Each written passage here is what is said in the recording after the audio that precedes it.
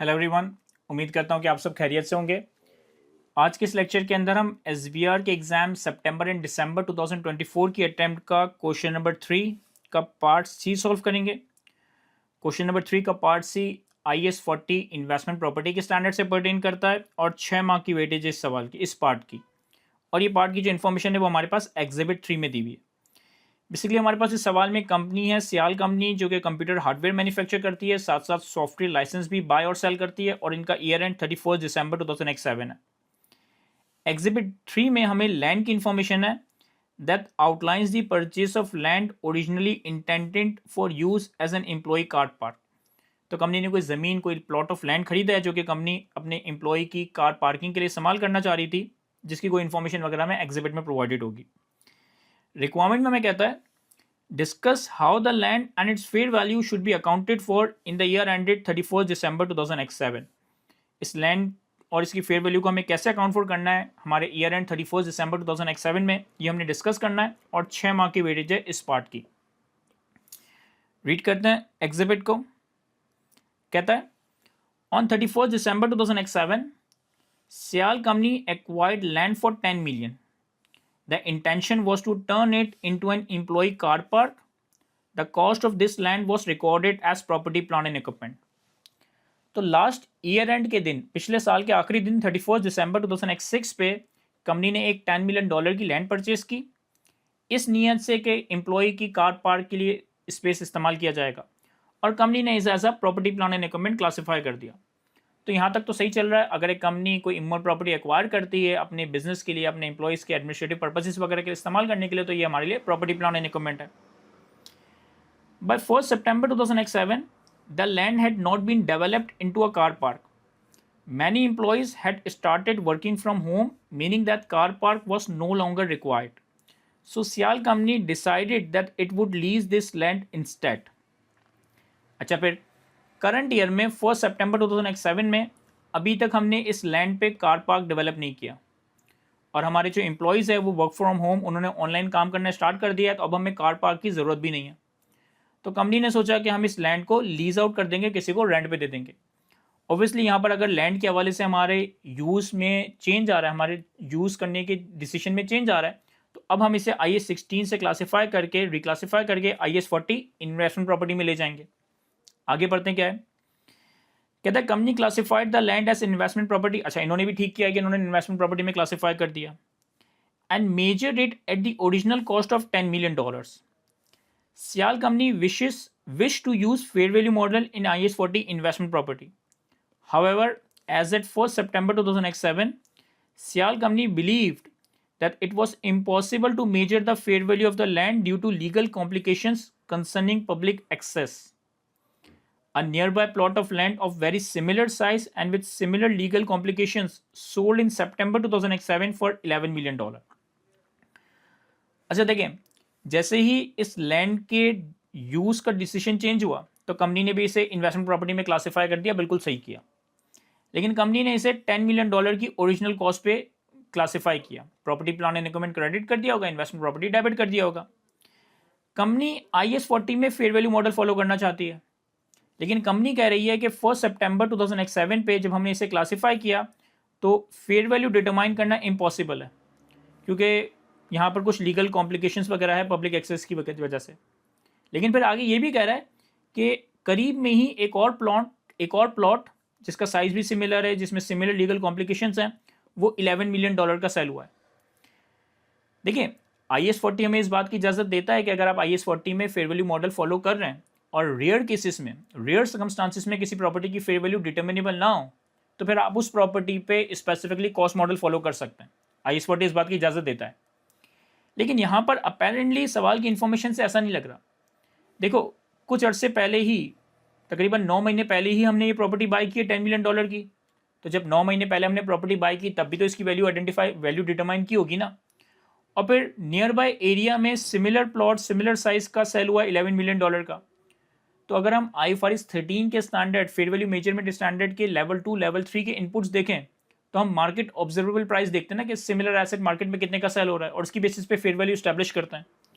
तो हमने खुद भी ये एसेट 9 महीने पहले ही खरीदा है $10 million का, तब भी हमने वैल्यू डिटरमाइन की थी। सिमिलर प्लॉट ऑफ लैंड भी सितंबर के महीने में सेल हुआ है $11 मिलियन का। तो इस बेसिस पे ये कहना कि इसकी फेयर वैल्यू डिटरमाइन नहीं की जा सकती, इसकी फेयर वैल्यू मेजर करना इम्पॉसिबल है, ये सही नहीं लग रहा। यहाँ पर $11 मिलियन की फेयर वैल्यू होनी चाहिए 1 सितंबर 2007 पे, जब हमने इसे IAS 16 से IAS 40 में क्लासीफाई किया। आगे क्या कहता है, on 31 December 2007 legal issues were resolved. Sial company hired a surveyor who stated that it had a fair value of 11.5 million at this date.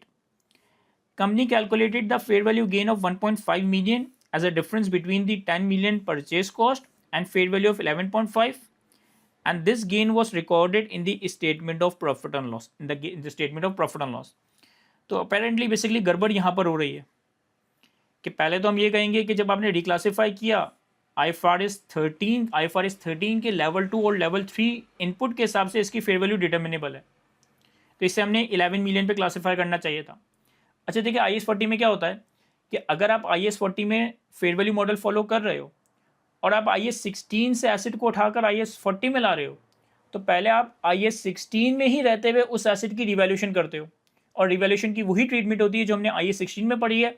IAS 16 में अगर एसेट अपवर्ड रिवैल्यू हो तो रिवैल्यूएशन का impact revaluation surplus other comprehensive income में record होता है। तो 1 सितंबर पे ही हमें एसेट को $11 मिलियन पे लाना चाहिए था। 10 मिलियन की ओरिजिनल कैरिंग अमाउंट और $11 मिलियन का जो डिफरेंस है, 1 मिलियन का फेयर वैल्यू गेन, ये IAS 16 में ही रहते हुए रिवैल्यू होना चाहिए था और अदर कॉम्प्रिहेंसिव इनकम में रिकॉर्ड होना चाहिए था। फिर ईयर एंड पे जो इसकी $11.5 मिलियन की $11.5 मिलियन की fair value I, year and पे हम इस 11 मिलियन को $11.5 मिलियन पे लेकर आएंगे। 0.5 का जो गेन है ये हमने IAS 40 में आने के बाद रिकॉर्ड किया है, तो ये 0.5 का गेन IAS 40 के फेयर वैल्यू मॉडल हिसाब से P&L में रिकॉर्ड होना चाहिए। तो यहाँ पर तो हमारे पास बहुत सारी बातें करने के लिए, 6 मार्क का सवाल है, तो हम आसानी यहाँ पर 6-7 पॉइंट्स आइडेंटिफाई करके लिख सकते हैं। जो कंपनी ने काम सही किया है वो भी लिख देंगे, जो काम गलत किया है वो भी लिख देंगे, जो गलत ट्रीटमेंट है वो आइडेंटिफाई करेंगे, और सही ट्रीटमेंट होनी क्या चाहिए ये सारी बातें हम सोल्यूशन के अंदर बयान कर देंगे। इसका ACCA का सजेस्टेड आंसर भी रीड करता है। कहता है the cost of land was correctly recognised as property plant and equipment on 31 December 2006. However, with a change of use from the business purpose to property which will earn rental income, it should be recognized as investment property from 1 September 2007. IAS 40 investment property gives the entity the choice of accounting policy as either the fair value model or the cost model. तो पहले para में इन्होंने general बात ही कही कि initially हमने इसको as the property plan and equipment record किया था, बिल्कुल सही किया था, लेकिन जब इस लैंड का यूज चेंज हो गया तो अब हम इसे इन्वेस्टमेंट प्रॉपर्टी में लेकर आ जाएंगे। IAS 40 हमें 2 मॉडल्स अलाउ करता है, आइदर कॉस्ट मॉडल या fair value model. IAS 40 states that a fair value model of the investment property is not reliably measurable. The entity should measure the investment property using the cost model. And it is only in exceptional cases that the fair value of the investment property cannot be measured reliably. Sial company had good understanding of how to determine the fair value of the land when determining the purchase price it was willing to pay. Moreover, similar plot of land had been recently sold for $11 million. Therefore, as per IFRS 13 fair value measurement, this would most likely constitute a level 2 or level 3 input to a market based approach. देखिए, IAS 40 के fair value model में हम investment property को fair value पे major करते हैं, fair value का gain और लॉस P&L में रिकॉर्ड करते हैं, और अगर फेयर वैल्यू रिलायबली मेजरेबल ना हो तो फिर प्रॉपर्टी पे कॉस्ट मॉडल लगाया जा सकता है, लेकिन ये रेयर केसेस में, एक्सेप्शनल सर्कमस्टांसिस में।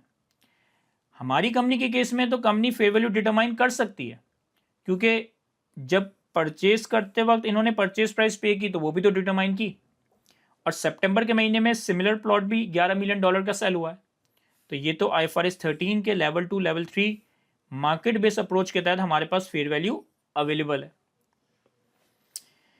When an owner occupied property becomes investment property carried at fair value, company should record any difference at that date between the carrying amount of property and its fair value in the same way as revaluation in accordance with IAS 16 property plant and equipment. On 1st September 2007, the company should have recognized a gain of $1 million, 11 minus 10 in other comprehensive income. Then the subsequent gain of 0.5 million, 11.5 minus $11 million at 31st December would be recognized in profit and loss. तो अगर हम एक property को IAS 16 से IAS 40 में ला रहे हैं और IAS 40 में हम फेयर वैल्यू मॉडल फॉलो कर रहे हैं, तो पहले हम IAS 16 में ही रहते हुए प्रॉपर्टी को रीवैल्यू करेंगे, यानी कि $10 मिलियन की जो ओरिजिनल कॉस्ट थी और $11 मिलियन की डेट ऑफ रिक्लासिफिकेशन पे फेयर वैल्यू थी, ये $1 मिलियन का gain as per IAS 16 other comprehensive income में रिकॉर्ड होना चाहिए। ईयर एंड पे जो 0.5 मिलियन का मजीद गेन आया, मजीद फेयर वैल्यू गेन आया, ये IAS 40 के हिसाब से प्रॉफिट एंड लॉस में रिकॉर्ड हो रहा होगा। और एक और चीज़ कि IAS 40 के फेयर वैल्यू मॉडल में हम इन्वेस्टमेंट प्रॉपर्टी को डेप्रिशिएट नहीं करते। तो ये हमारे पास आसान सा पार्ट था IAS 40 से पर्टेनिंग। आई होप कि मैं आपको अच्छे से एक्सप्लेन कर सका हूँ। आज की गुफ्तगू को यहीं तक रखना है। Thank you.